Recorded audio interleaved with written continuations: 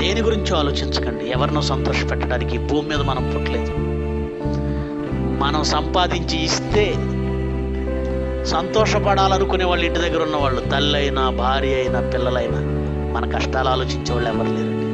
నిజంగా చెప్తున్నాను, మీ కష్టాన్ని నిజంగా ఆలోచించేది ఒక్కడే దేవుడు.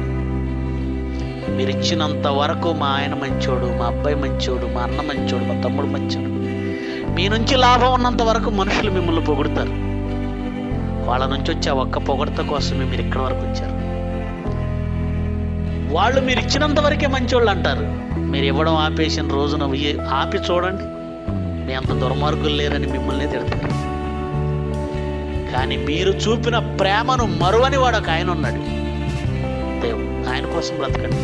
ఈ జీవితాలని, ఈ శరీరంలో ఉన్న శక్తిని తారపోస్తున్నారే, దేవుడి కోసం దారిపోయండి, ఫలితం ఉంటుంది. కనుక ఇక్కడున్న ఇండియాకి వెళ్ళిన దేవుని పని మర్చిపోవద్దు.